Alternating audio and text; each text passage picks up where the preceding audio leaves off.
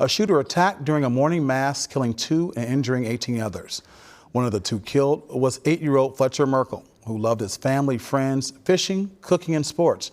The other victim was 10-year-old Harper Moisky. Her family says her laughter, kindness, and spirit touched everyone who knew her. Several people are still in the hospital from the attack. Some will have a long road to recovery. John Lordson shares more of the young victims and how they are doing. Since Wednesday's mass shooting, online fundraising pages paint a picture of the survivors. 12-year-old Sophia Forkas is described as bright, kind, and full of life.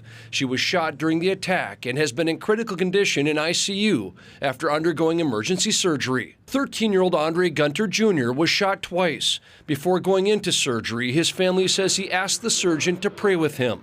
His road to recovery is expected to be long. It was like right beside me. I was like 2 seats away from the stained glass windows. So they were like, the shots were like right next to me. Not long after the attack, 5th grader Weston Halsney talked with reporters and said that kids were looking out for each other.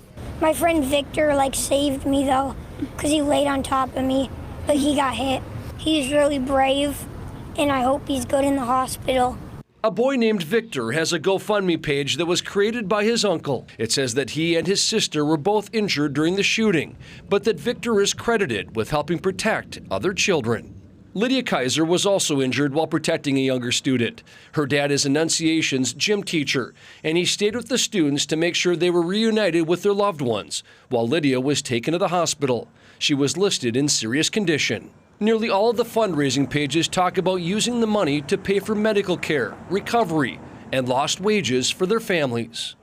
But they also say there's a need for counseling and therapy, noting the substantial emotional trauma these young survivors have experienced. In Minneapolis, John Lordson, WCCO News. A majority of the victims were children, but 3 parishioners who were hurt that day were older adults, all in their 80s. One of them is in the hospital in serious condition. Tonight, a service will be held at Annunciation Catholic School, and that's where we find our Adam Duxter this morning. Good morning, Adam. Yeah, good morning, Reg. It's still an absolutely surreal scene here outside of Annunciation. All morning long, we've seen people coming to just pay their respects, to take some time, maybe drop some flowers, or just take it all in a very heavy scene. And as you mentioned, somehow there will be a service here tonight at 5 p.m. Not inside the church, that's still considered an active crime scene, but inside the school auditorium, there is a scheduled mass for this evening. And you can only imagine the emotion both inside and outside of this building, what we will see this evening. And again, it is just an outpouring of support unlike anything you really can imagine as people come from here in Minneapolis or all over the Twin Cities. We've even heard from people who are alumni of this school that live in other parts of the country that have come back to pay their respects and really simply to be with their community over the course of the last several days. But again, it's just an absolute outpour of support. And this comes as police continue to investigate exactly what happened and release some of those details. A new search warrant shows the shooter went through 4 magazines of ammunition, about 120 bullets, and police say that person had even more that they did not use. Also new, the warrant says the shooter placed smoke canisters in the 2x4s they used to barricade the doors.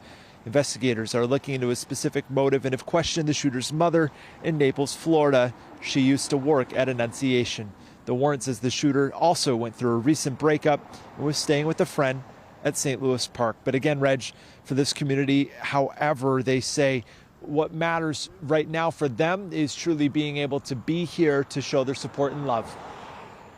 When you pray, move your feet, right? We've talked about that, and that resonates with me. And I thank the principal at Annunciation for saying that, because I said to somebody the other day that saying rings in my head like these church bells. And that's kind of the mantra I'm going to move forward with.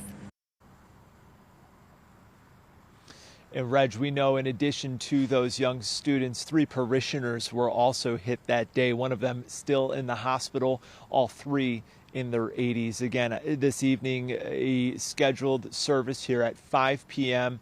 It's just going to be an absolute overflow and outpouring of love and support we can imagine. And we'll have all of the latest on the events here today coming up tonight on our evening news. Adam Duxter live in South Minneapolis. Thank you, Adam.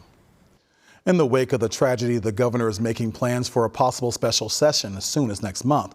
On social media yesterday, DFL Governor Tim Walz called for serious action at the state capitol to address gun violence.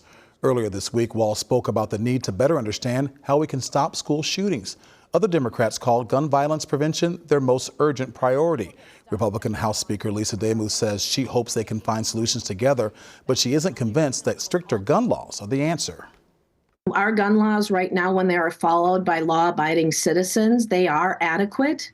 But when we have criminals that do criminal behavior, additional laws aren't always the thing that are going to prevent this. Our criminals do not follow the laws that are already on the books.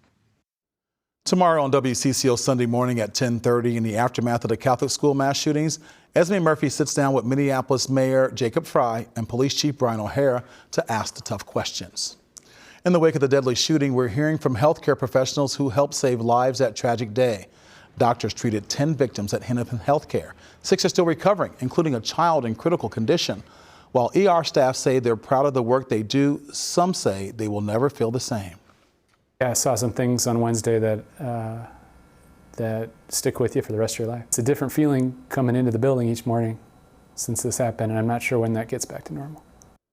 Dr. Matt Precker says one way you can help after tragedies like this is by donating blood. Recently, Memorial Blood Centers, which supplies hospitals across the state with blood, was struggling with their supply. The organization warned it was operating with just a 2-day supply of blood. Normally, it operates with a 5 to 7 day supply.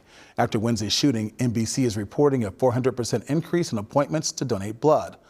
Another way to support the survivors is by donating to the Annunciation Hope and Healing Fund. You'll find a link on the church website along with an email and mailing address to share a message of support. There's also a web page for all the verified GoFundMe sites set up to help the shooting victims and their families. Nearly $2 million has been raised so far.